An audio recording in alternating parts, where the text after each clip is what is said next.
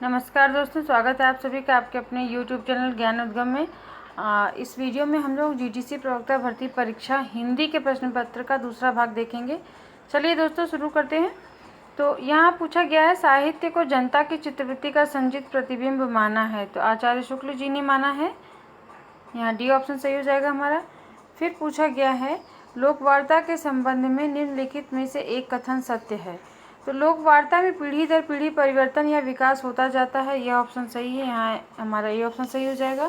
फिर पूछा कि अंधा युग के विषय में कौन सा कथन गलत है।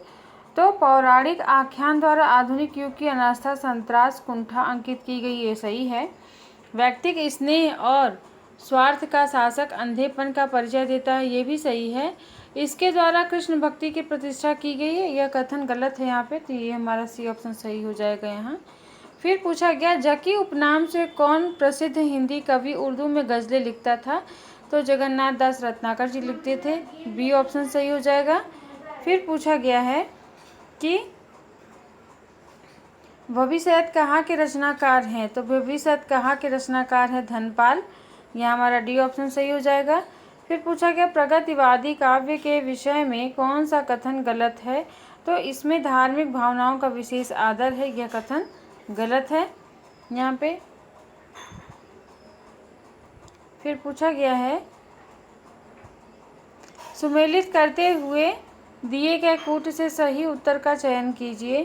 तो गोरखनाथ और उनका युग, ये है आपका रांगे राघव जी का। फिर नाथ संप्रदाय हजारी प्रसाद द्विवेदी जी का है। हिंदी काव्य में निर्गुण संप्रदाय, ये पीताम्बर बड़थवाल जी का है। सिद्ध साहित्य धर्मवीर भारती जी का है। तो इस तरह से हमारा जो ए ऑप्शन है यहाँ पे ये सही हो जाएगा। फिर है, हिंदी साहित्य 20वीं शताब्दी के रचयिता हैं आचार्य नंदुलारे वाजपेयी जी हैं इसके रचयिता। फिर पूछा गया, भाषा पर कबीर का जबरदस्त अधिकार था, वे वाणी के डिक्टेटर थे, उक्त कथन किस आलोचक का है। ये हजारी प्रसाद द्विवेदी जी का है कथन, यहाँ हमारा डी ऑप्शन सही हो जाएगा। फिर पूछा गया है, निम्नलिखित में से वल्लभाचार्य के शिष्यों के संबंध में कौन सा कथन असत्य है। तो यहाँ जो नंददास और चतुर्भुज दास जी हैं, ये उनके वल्लभाचार्य के पुत्र विट्ठलनाथ के शिष्य थे, न कि वल्लभाचार्य के। तो यह हमारा जो सी ऑप्शन है यह सही हो जाएगा। फिर पूछा गया, हिंदी साहित्य के उत्तर मध्यकाल को कला काल नाम देने वाले विद्वान हैं।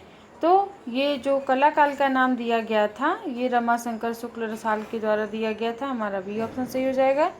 आगे बढ़ते हैं।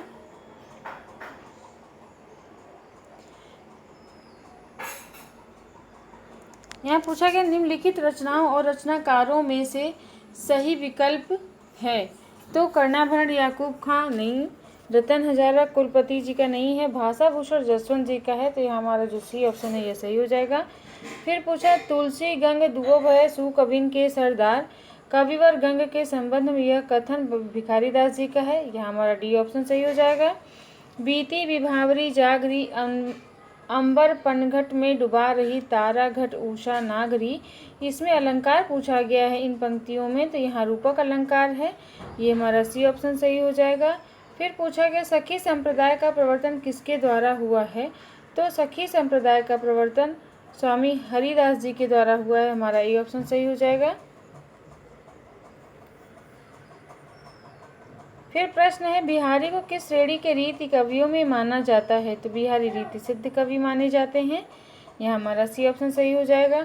फिर पूछा गया है, तुलसी बिहारी मतीराम और वृंद आदि कवियों की 7 सतसइयों का संकलन सतसई सप्तक में हुआ है, इस सतसई सप्तक के संकलनकर्ता कौन है। तो इसके संकलनकर्ता डॉक्टर श्याम सुंदर दास जी हैं, ये हमारा बी ऑप्शन सही हो जाएगा। फिर पूछा गया है कि देव माने जाते हैं। तो देव रसवादी आचार्य माने जाते हैं, यहाँ हमारा ए ऑप्शन सही हो जाएगा। निम्नलिखित में से विट्ठलनाथ के शिष्य हैं। तो विट्ठलनाथ के शिष्य कृष्ण नंददास जी हैं, ये हमारा बी ऑप्शन सही हो जाएगा। अनुराग बांसुरी के रचनाकार नूर मोहम्मद जी हैं, ये हमारा डी ऑप्शन सही हो जाएगा। निम्नलिखित में से कौन सी प्रवृत्ति संत काव्य में नहीं है। तो संत काव्य में वर्ण व्यवस्था का समर्थन नहीं मिलता है, ये हमारा डी ऑप्शन सही हो जाएगा यहाँ पे। फिर पूछा है निम्नलिखित में से कौन सा कथन सूफी कवियों के संबंध में सत्य नहीं है। तो सूफी कवि अमर प्रेम के उपासक और गायक थे, सही है। ये सभी कवि राजाओं के दरबारी कवि थे, तो नहीं, ये सभी संत कवि थे, तो ये यहाँ पे यह कथन गलत हो जाएगा, बी ऑप्शन सही हो जाएगा हमारा।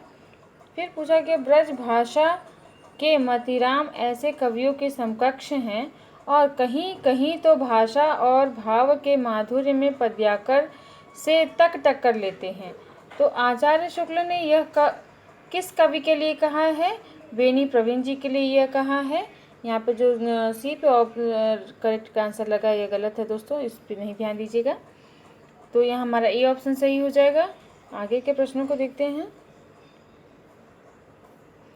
फिर है इनकी सी विशुद्ध सरस और शक्तिशालिनी ब्रज भाषा लिखने में और कोई कवि समर्थ नहीं हुआ। विशुद्धता के साथ प्रौढ़ता और माधुर्य भी अपूर्व है। डैश ये वियोग श्रृंगार के प्रधान मुक्तक कवि हैं। आचार्य रामचंद्र शुक्ल का उक्त कथन किस कवि के विषय में है? तो यह जो कथन है यह घनानंद जी के लिए है। यहाँ हमारा सी ऑप्शन सही हो जाएगा। फिर पूछा है छायावाद युग में लिखी गई कविता पुस्तक ब्रज रस के रचनाकार का नाम क्या है? तो वो राय कृष्णदास जी हैं, बी ऑप्शन सही हो जाएगा। शाह निजामुद्दीन चिश्ती की शिष्य परंपरा में हाजी बाबा के शिष्य थे, उस्मान जी थे यहाँ पे, तो हमारा डी ऑप्शन सही हो जाएगा। हिंदी रीति ग्रंथों की अखंड परंपरा का आरंभ आचार्य रामचंद्र शुक्ल ने माना है चिंतामणि से, ये ऑप्शन सही हो जाएगा हमारा। फिर पूछा है कि निम्नलिखित सूफी कवियों को उनकी रचनाओं के साथ सुमेल कीजिए और दिए हुए कूट से सही उत्तर का चयन कीजिए। तो उस्मान की जो रचना है वो चित्रावली है, नूर मोहम्मद की अनुराग बांसुरी है, कुतुब्बन की मृगावती है और कासिम शाह की हंस जवाहिर है। ये जो हमारा क में द, फिर ख में अ, ये जो ए वाला ऑप्शन है ये हमारा सही हो जाएगा यहाँ पे। फिर आगे पूछा गया है कविता घेराव में किसी बौखलाए हुए आदमी का संक्षिप्त एकालाप है। उक्त काव्य पंक्ति के रचयिता हैं, तो इन पंक्तियों के रचयिता धूमिल जी हैं, यहाँ हमारा बी ऑप्शन सही हो जाएगा। निम्नलिखित कवियों में से एक भारतेंदु युगीन नहीं है, तो अयोध्या सिंह उपाध्याय हरिऔध जी द्विवेदी युगीन कवि हैं, न कि भारतेंदु युगीन, तो ये हमारा ये ऑप्शन सही हो जाएगा। हो गया है व्यर्थ जीवन मैं रण में गया हार, यह काव्य पंक्ति निराला की किस कविता में है? राम की शक्ति पूजा का है, यह राम का कथन है, तो यह हमारा ये ऑप्शन सही हो जाएगा। फिर पूछा गया है निम्नलिखित युग्मों में से एक सुमेलित नहीं है, तो गीत फरोश भवानी प्रसाद मिश्र का है, सही। चांद का मुंह टेढ़ा है गजानन माधव मुक्तिबोध जी का है। धूप के धान गिरजा कुमार माथुर जी का है। टूटने का सुख अज्ञे जी का नहीं है, तो ये हमारा जो सही आंसर हो जाएगा। फिर पूछा है गिरजे का घंटा इनकी पहली कविता मानी जाती है, तो ये जो गिरजे का घंटा है ये सुमित्रानंद पंत की पहली कविता है, यह हमारा बी ऑप्शन सही हो जाता है। फिर पूछा है मैथिली शरण गुप्त कृत यशोधरा की विधा क्या थी? तो यशोधरा जो है वो चंपू काव्य है, क्योंकि गद्य और पद्य दोनों में है, तो यहाँ हमारा सी ऑप्शन सही हो जाएगा।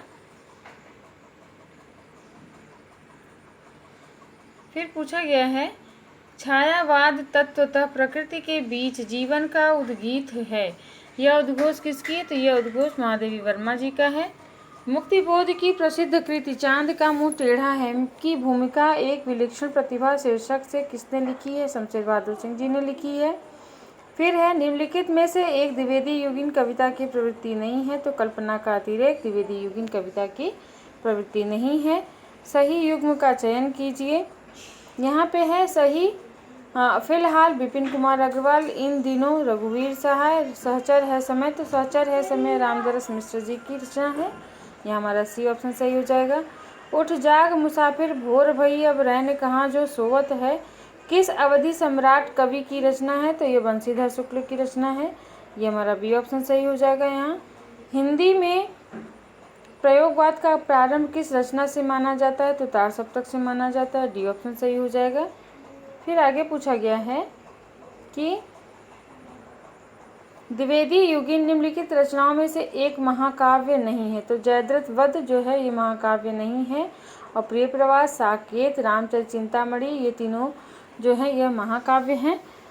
तो आगे बढ़ते हैं। रामदरस मिश्र को किस काव्य संग्रह के लिए वर्ष 2015 का साहित्य अकादमी पुरस्कार मिला है?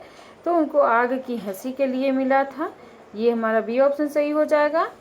फिर है ज्ञान भिन्न कुछ क्रिया भिन्न है, इच्छा क्यों पूरी हो मन की, एक दूसरे से न मिल सके यह विडंबना है जीवन की।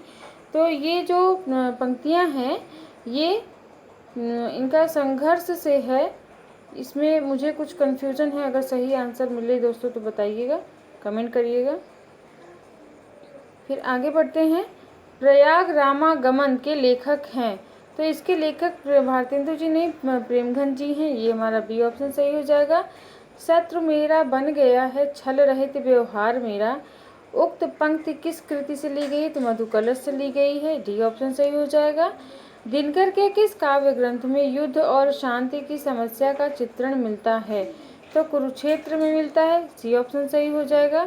फिर पूछा गया है कि लोकायतन पंत की प्रबंध कृति है जो किन दो खंडों में विभाजित है? तो यहाँ पे वाय परिवेश और अंतस चैतन्य ये दो खंडों में विभाजित है। तो ये हमारा ए ऑप्शन सही हो जाएगा। फिर पूछा गया है कि ठेठ हिंदी का ठाठ किस विधा की रचना है?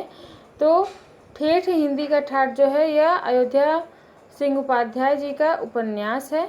ये हमारा डी ऑप्शन सही हो जाएगा।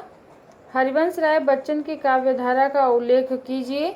तो ये हलावादी थे। ये हमारा बी ऑप्शन सही हो जाएगा। जिंदगी और गुलाब किसका कहानी संग्रह है? तो ये उषा प्रेमवदा जी की है कहानी संग्रह। गोदान उपन्यास की मुख्य कथा का आधार है कृषक जीवन। बी ऑप्शन सही हो जाएगा।